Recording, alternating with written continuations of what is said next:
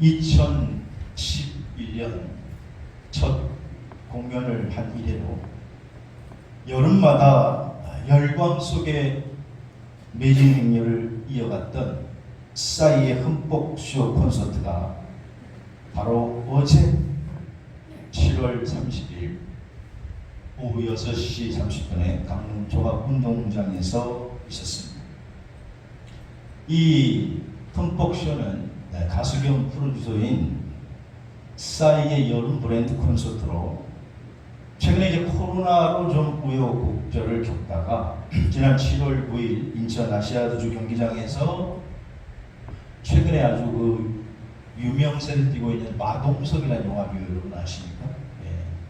이제 세계적인 배우가 됐는데 그 배우가 첫 화면에 등장하면서 니네들도 열심히 뛰어 이렇게 산만관계에 경고하면서 시작된 썸머 스웩 2022 콘서트가 문을 열었고 지금 전국 투어 중에 있습니다.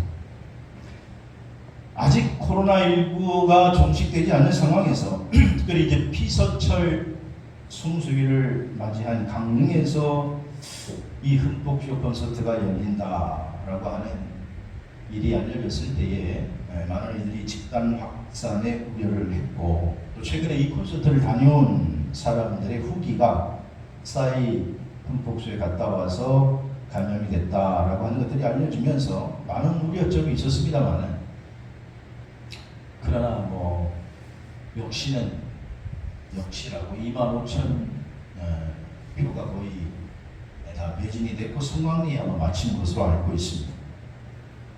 물론 주최 측에서는 코로나19 확산의 엄중함을 인식하고 방역에 최선을 다하겠다. 그래서 KF94 마스크를 석 장을 주고 방수 마스크도 주고 경무원 또 안전요원 등을 배치해서 철저하게 관객들에게 이 방역에 대한 그런 의식을 유지시키겠다라고 밝혔고 강릉시도 대책회의를 열고 무조건 마스크가 벗겨지거나 마스크를 쓰지 않으면 퇴장을 시키겠다라고 했지만 저 콘서트 한 장 표가 10만 원입니다. 10만 원.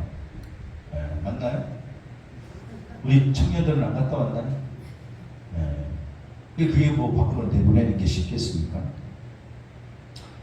워낙에 또 유명 스타이기 때문에 그것이 제대로 지켜졌는지 하는 의구점이 있습니다.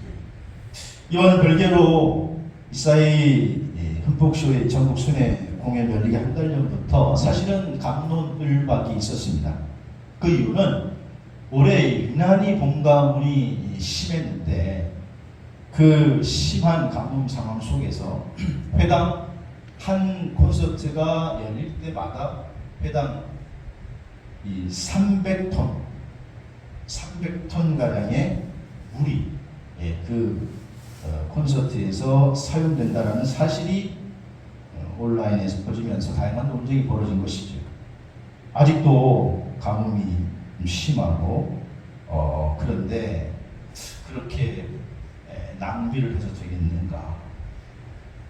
물론 싸이는 좀 억울한 면도 있습니다. 왜냐하면 싸이의 흠뻑쇼보다 전국의 골프장, 워터파크가 더 많은 물을 사용하고 있고 게다가 지금 이 콘서트는 장마철 시기여서 특별히 가뭄이 심한 봄이나 가을과는 연관이 없기 때문이죠. 예전에 공연을 뒤집어 보면 물을 아낌없이 쓴다라고 하는 생각이 들긴 듭니다만은 그러나 그 쇼에 사용된 물이 식수라고 합니다. 이 식수와 또 농업용 수원과는 농업용에 쓰이는 수원과는 따로 우리나라에 관리하고 있는데 지금 저 식수를 지금 우리 농사 짓는 분들에게 제공한다고 해도 그게 큰 도움도 되지 못하고 또 가뭄 지역에 전달한다고 해도 수십만 톤 저수지를 끼고 있는 농촌의 가뭄 해결에는 영향을 끼치지 못한다고 합니다. 그래서 저게 문제가 아니다 그렇게 말하는 또 물론 농민들도 계십니다만 그러나 어쨌든 조금 물을 과소비하는 게 염려가 되는 것은 사실이죠.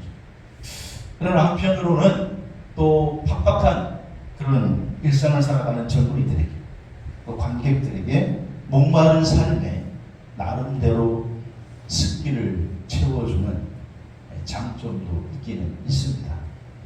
하지만 그럼에도 불구하고 사랑하신 여러분, 저는 우리의 목마름이 이런 사이비 콘서트를 통해서 해결될 수 있는 것은 아니라고 하는 것입니다. 잠시 잠깐의 어떤 우리의 삶에 활력소를 제공해 줄 수 있을지는 모르지만, 그러나 우리의 삶의 실존적 그런 갈급함이, 영적인 목마름이 어찌 이런 쇼에 뿌려진 식수나 신나는 공연으로 채워줄 수가 있겠습니까? 그랬으면 얼마나 좋겠습니까마는 결코 그럴 수 없다고 하는 것입니다. 사랑하시는 얼마나 성도 여러분, 하나님은 우리를 사랑하시는 줄로 믿습니다. 우리를 사랑하시는 줄로 믿습니다. 그래서 하나님은 우리에게 목마르지 않는 영적인 목마름을 해결할 수 있는 방법을 가르쳐 주셨습니다. 근데 문제는 우리가 하나님의 사랑을 받는 자들이 그 방법을 알지 못하고 또 가르쳐 주신 대로 살지 못해서 우리가 계속해서 넘어지고 한다고 하는 것입니다. 그래서 하나님은 우리가 넘어지지 않고 우리가 승리하기를 원하는 비결을 주셨는데, 그것은 다른 게 아니고 성령 안에 있으면 되는 줄로 믿으시기를 바랍니다. 오늘 본문 말씀은 AD 29년에 초막절이라고 하는 이 어떤 시간적 배경을 가지고 있습니다. 여러분, 초막절은요, 유대인의 3대 명절 가운데 하나인데, 이 초막절을 가리켜서 유대인들은 스콧, 그래서 창세기 33장 17절에는 숫꽃이라고 부릅니다. 이걸 번역하면 장막들의 축제 혹은 초막들의 축제라고 하는 뜻을 가지고 있습니다. 과거 이스라엘 백성들이 출애굽할 때에 광야에서 40년 동안 천막을 짓고 또 농사를 짓고 수확물을 거두어 살았던 때를 기억하면서 하나님의 은혜를 잊지 않고 지키려고 하는 그 감사와 기쁨의 페스티벌, 그 축제의 절기가 바로 초막절인데, 이 초막절이 시작되면 어마어마한 사람들이 예루살렘으로 몰려듭니다. 예수님 당시에 그 예루살렘에 살고 있던 인구를 조사해 보면 고고학자들이 약 한 3만에서 4만 정도의 인구가 살았다고 추정을 하는데, 그런데 이 초막절이 되면 전 세계에서 순례자들이, 흩어졌던 디아스포라의 모든 사람들이 몰려와서 적게는 200만, 많게는 300만 정도가 몰렸다고 하니까 놀라지도 않아요. 어마어마한 사람들이 예루살렘에 몰려든 겁니다. 근데 이 초막절에 여러 가지 퍼포먼스가 있습니다만은 일주일 동안 진행되는 축제 기간 속에 매일 제사장은 실로암 못에 가서 그 항아리로 물을 떠다가 성전 제단에 붓곤 하는데, 이 초막절의 가장 절정 기간이 되면, 절정에 이르면 수많은 그 순례자들이 지켜보는 가운데 종려나무 가지를 흔들고 또 시편을 낭독하고 찬양하는 중에 그 실로암에서 떠온 물을 제사장들이 물을 성전에다가 부을 때에 일제히 한 번에 물을 쫙 붓고는 항아리를 높이 쳐듭니다. 그러면 그때 나팔을 하고 불면서 이 초막절의 절정을 알리게 됩니다. 그때 백성들은 울려 퍼지는 나팔 소리를 들으면서 어느 곳에 있든지 호산나, 호산나 소리를 지르면서 춤을 추면서 기쁘게 뛰는 행사가 초막절의 가장 하이라이트 행사입니다. 근데 이 행사는 구약 성경 이사야서 12장 3절 말씀에 기인해서 이렇게 했던 것이죠. 이사야서 12장 3절 같이 읽어볼까요? 시작. 그러므로 너희가 기쁨으로 구원의 우물들에서 물을 기르리로다. 아멘. 우물을 길러서 붓는 의식이 최절정인데, 이것은 바로 구원의 우물들에서 물을 기르리로다. 그 기름 물을 붓는 바로 이사야의 예언을 성취하는 과정으로 최종적인 그런 초막절의 절정을 이루게 된다는 거예요. 그러니까 이게 지금 초막절이에요. 이 배경을 우리가 좀 알면서 오늘 본문의 말씀을 살펴볼 필요가 있는데, 오늘 본문 사실 전에 요한복음 7장 전반부에 보시면 이 초막절이 다가옵니다. 그때에 예수님의 육신의 형제들이 예수님께 이렇게 말을 해요. 아니, 기왕 형 이 길로 나섰으니까, 기왕 형 이 길로 나섰으니까 여기 시골 갈릴리에 머물지 말고 어디로 가라고요? 예루살렘으로 가라. 저 큰 도시로 가라. 거기에 가서 기적과 이적을 행하면은 사람들이 뭐 어마어마하게 몰려들 거 다 알아줄 거 아니냐? 거기에 가라. 그러니까 예수님 형제들이 그렇게 권면을 하니까 예수님이 뭐라고 대답하느냐? 아직 내 때가 이르지 않았다. 그렇게 말씀하세요. 그리고 올라가는 것을 유보하시고 형제들이 먼저 올라갑니다. 초막절. 그리고 나서 조용하게 홀로 예루살렘에 올라가셨어요. 그리고 오늘 본문이 시작되는 거예요. 그래서 오늘 본문 이 요한복음 7장에 보면 7장 37절에 뭐라고 시작하지요? 명절 끝날 곧 큰 날에. 이제 명절 다 끝나가는 거예요. 초막절. 그때에 이제 마지막이니까 최고의 절정에 올랐을 때에, 그랬을 때 예수님께서 드디어 입을 열어서 말씀을 하시는 거예요. 누구든지 목마르거든 내게로 와서 마시라. 나를 믿는 자는 성경의 이름과 같이 그 배에서 생수의 강이 흘러나리라. 이렇게 큰 소리로 외치고 계신 것이에요. 오늘 여기 목마른 인생을 향한 복음의 초대, 기쁨의 초대를 주님께서 하시고 계신 거예요. 가물었던 땅에 생수의 강이 흐르고, 그리고 그 강에서 헤엄치는 사람들의 모습을 우리가 상상하면서 목마른 인생들은 누구든지 예수 그리스도 앞에 오면 그 목마름을 해결할 수 있다고 선포하고 계신 줄로 믿으시길 바랍니다. 그러면서 오늘 39절에 이 생수의 강은 예수 믿는 자들이 받을 성령을 가리켜 말씀하신 것이다. 그렇게 말씀하고 있다는 거예요. 그러므로 사랑하시는 성도 여러분, 믿음 생활에 승리하시기를 주의 이름으로 축원합니다. 그런데 믿음 생활을 승리하려고 하면 내 힘으로, 내 능력으로, 우리의 힘으로는 안 된다는 거예요.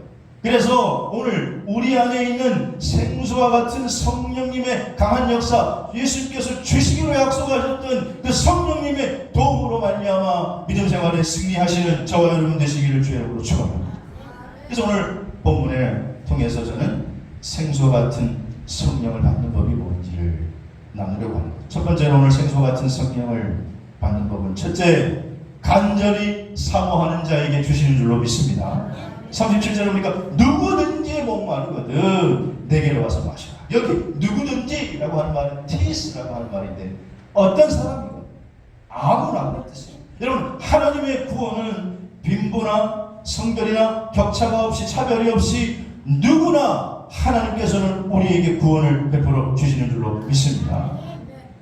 유대인들은요, 처음에는 이 하나님의 구원은 자기들에게만, 그리고 이방인들은 그 구원의 대상이 아니라고 생각을 했습니다. 그래서 사마리아 사람들을 무시해버렸습니다. 여러분, 처음에 미국에 기독교가 들어갔을 때도 이 백인들도 흑인들이 구원의 대상이 아니라고 생각을 했어요. 그래서 그들을 노예로 부렸다는 거예요. 그런데 오늘 예수님께서는 누구든지 목마르거든 내게로 와서 마시라. 하나님 주시는 구원은 차별이 없는 줄로 믿습니다.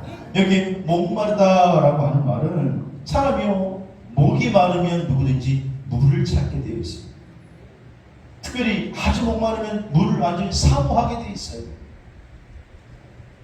그래서 시편 기자는 시편 40편 1절에 하나님이여 사슴이 시냇물을 찾기에 뭐함같이 갈급함 같이, 사슴이 그냥 시냇물을 막 찾는데 갈급하다는 거예요. 그래서 내 영혼이 주를 찾기에 갈급합니다. 여러분, 동물들 보면 건기가 되면은 물이 마르기 시작하잖아요. 그러면은 동물들이 물을 찾아가지고 생명을 걸고 먼 길을 여행합니다. 때로는 수십 킬로, 때로는 수백 킬로를 찾아가지고 겨우겨우 찾아가면은 한쪽에 뭐 마르고 있는 웅덩이를 발견해요. 거기 가서 목을 치기려고 하면 그 웅덩이 안에는요 또 아구가 부사리고 있어요. 요때다 싶어가지고 물을 마시러 오기만 하면 그냥 덮치려고 기다리고 있다. 이 짐승들이 그걸 압니다. 악어의 무서운 이빨이 기다리고 있는 줄 아는데도 물을 마시지 않으면 죽으니까, 물에 대한 갈급함이 있으니까 그냥 그 가까이로 뛰어드는 거예요. 목을 죽이려고. 이게 물이라고 하는 거예요. 여러분을 믿음 생활에 승리하는 비결은요, 내 지식이나 내 경험이나 내 능력이 아니라 오늘 내 안에 역사하시는 생수 같은 성령님인 줄로 믿으시기를 바랍니다. 그래서 성령님 하나님께서 우리에게 주시는 최고의 선물이라고 하는 것입니다. 누가복음 11장에 보면 예수님께서 우리에게 기도를 가르쳐 주시면서 구하라, 찾으라, 두드리라 그렇게 말씀하시죠. 그리고 너희 중에 누구든지 자식이 생선을 달라 하면 뱀을 줄 자가 있느냐? 떡을 달라 하는데 돌을 줄 부모가 있느냐?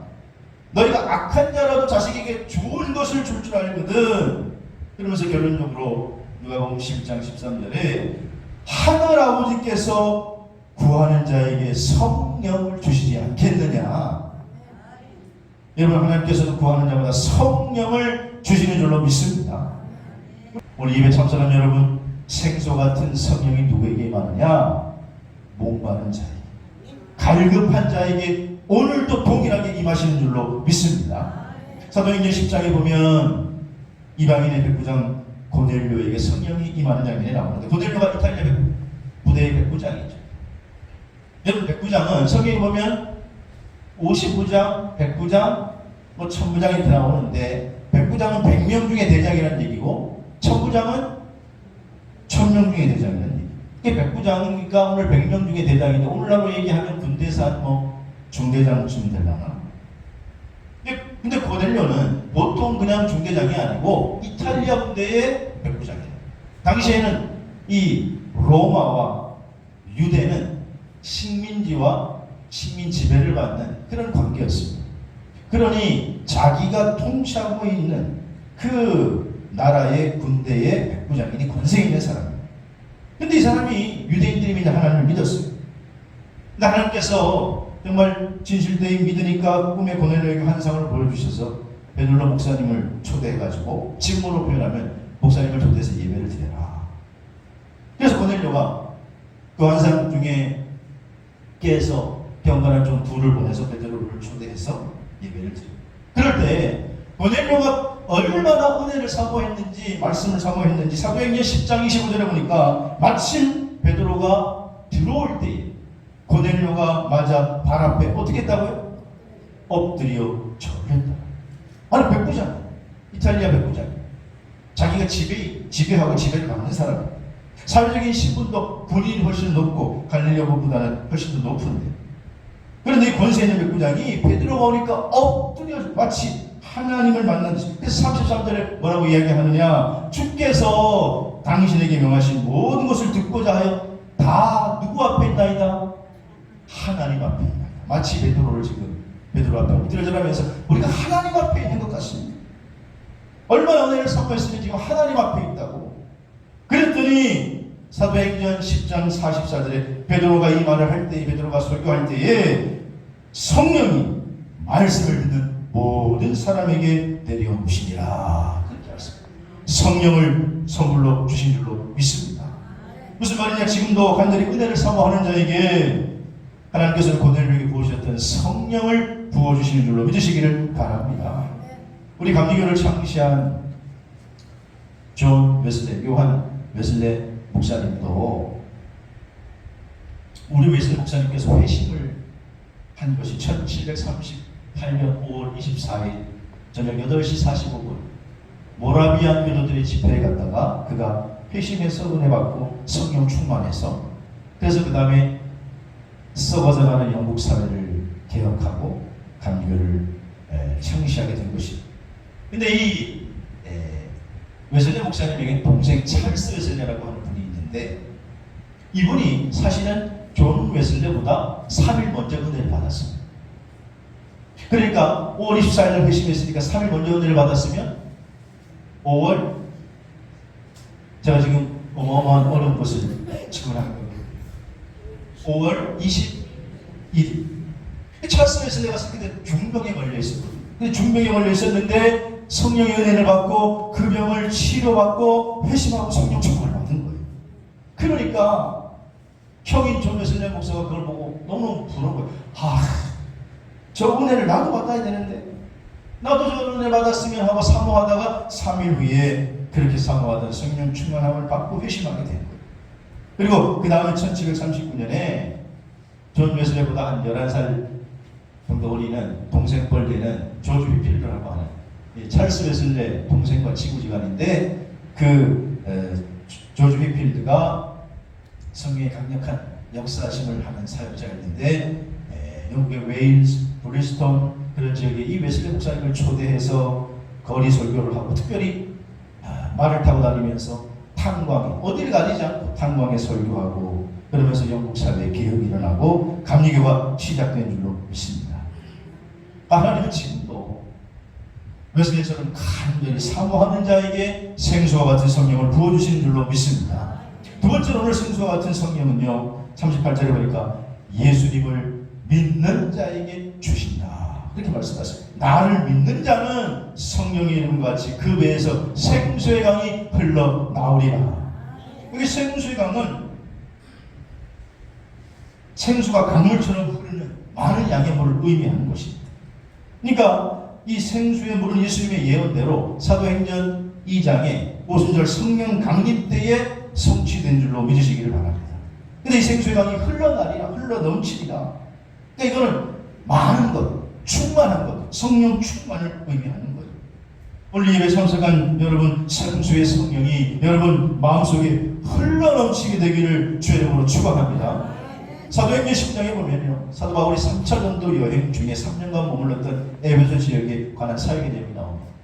그런데 이 에베소 지역에서 사도 바울이 복음을 전파할 때 2차 전도 여행 마지막에 귀환을 하면서 사실은 잠깐 짧은 시일 에베소에 머물렀기 때문에, 오래 있지 않았기 때문에 다시 떠나야 하니까 그 사역을 남아있는 브루스길라와 아굴라에게 맡기고 떠납니다. 그리고 3차 전도 여행 때 다시 여기를 들렀을 때에 그들을 통해서, 그 부분을 통해서 이미 그 에베소에 많은 그리스도인들이 있게 되었다는 것을 알게 됐습니다. 근데 문제는 가만히 보니까 사도행전 19장 2절에 이렇게 사도 바울이 얘기해요. 너희가 믿을 때에 뭘 받았느냐? 뭘 받았느냐? 성령을 받았느냐? 그러니까 뭐라고 대답하느냐? 이르되 아니다, 우리가 성령이 계심도 듣지 못했더라. 예수를 믿긴 믿었는데 지식적으로만 믿고 성령의 실체를 잘 알지 못했다는 거예요. 그래서 바울이 다시 그들에게 복음을 증거했고 안수했더니 6절에 보니까 바울이 그들에게 안수함에 성령이 그들에게 임하심으로 방언도 하고 예언도 했다. 그랬습니다. 사랑하시는 여러분, 주님은 지금도 간절히 원하는 자에게 성령을 부어주시는 줄로 믿습니다. 세상을 이길 힘도, 죄악을 이길 힘도, 유혹을 이길 힘도 내가 아니라 내 안에 계시는 성령님이 나를 지배할 때 가능한 줄로 믿으시길 바랍니다. 그래서 성령이 나를 지배할 때 가능하다는 거예요. 세 번째로 오늘 생수와 같은 성령을 받는 비결은 오늘 본문 37절에 보니까 예배 드리는 자에게 주신다. 누구든지 목마르거든 예배 내게로 와서 마시라 했는데, 명절 곧 큰 날에 예수께서 서서 외쳐 이르시되, 말씀 중에 내게로 와서 마시라, 이렇게 주님께서 말씀하신단 말이에요. 내게로 와서, 그러니까 주님에게로 와서 마시라는 거예요. 여러분, 주님에게 오면 우리가 하는 일이 뭡니까? 예수님에게로 가면 하는 일이 뭐예요? 예배드립니다. 예배드립니다. 여러분도 주님 앞에 나와서 지금 예배드리고 있는 줄로 믿습니다. 주님 앞에 나오면 예배드리게 돼요. 예배드리게 되면 은혜 받게 되고, 은혜 받으면 생수와 같은 성령님이 임하게 된다는 거예요. 오늘 여러분에게 생수와 같은 성령이 임하게 되기를 주의 이름으로 축원합니다. 사도행전 2장에 보면요, 예수님이 부활하시고 나서 40일 동안 제자들과 함께 계셔요. 그리고 나서 이제 승천하셔서 하나님 곁으로 가시는데, 그때 마지막 제자들에게 당부하기를 예루살렘을 떠나지 말고 아버지가 약속한 성령을 기다려라.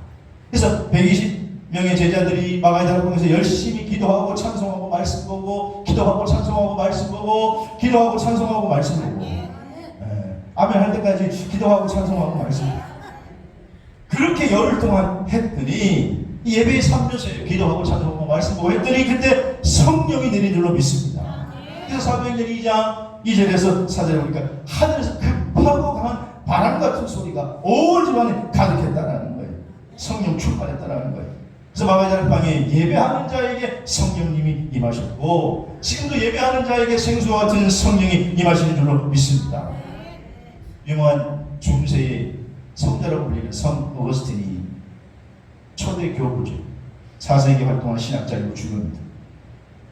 근데 어느 날 하루에 어거스틴이 꿈을 꿨는데 자신이 죽어서 천국 문 앞에 선 겁니다.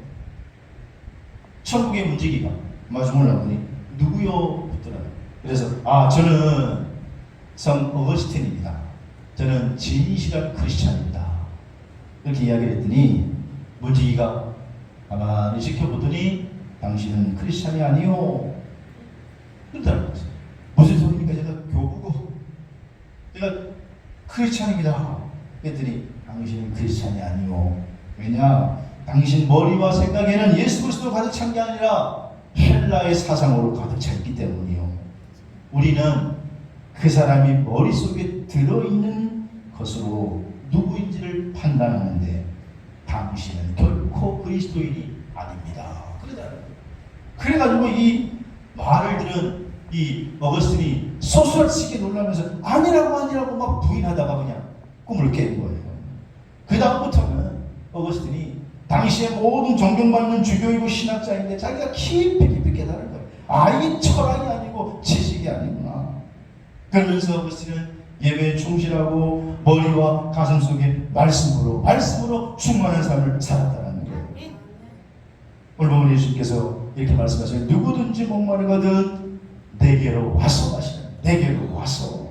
그럴 때 나를 믿는 자는 성경의 이름같이 그 배에 생수의 강이 흘러나리라. 오늘 이 생수는 39절에 믿는 자에게 주시는 성령을 가리킨다고 말씀하고 있는 줄로 믿습니다. 사랑하는 성도 여러분, 저와 여러분이 믿음 생활에 승리하시기를 바랍니다. 승리하려면은 내 힘이나 내 능력과 내 철학이 아니라는 거예요. 우리 원수 마귀 사탄은 우리보다 강한 여러분 영물이기 때문에 우리보다 강해요. 우리가 대결할 수가 없어요. 이길 수 있는 방법은 오늘 생수와 같은 성령이 우리의 마음과 생각이 흘러넘쳐서 내 삶을 지배하고 내 전체를 지배하고 내가 성령의 사람이 되는 길밖에 없는 줄로 믿습니다. 그래서 예수님께서 비로소 명절 끝날 초막절 절정기에 이르렀을 때 말씀하신 거예요. 누구든지 목마르거든 내게로 와서 마시라. 나를 믿는 자는 성령의 이름과 같이 생수가 강물처럼 흘러가리라. 오늘 이 생수와 같은 성령은 지금도 간절히 사모하는 자에게 주시고 예수 믿는 자에게 주시고 예배 드리는 자에게 강물같이 흘러넘치게 될 줄로 믿습니다. 그런 저와 여러분이 되시기를 주의 이름으로 축원합니다.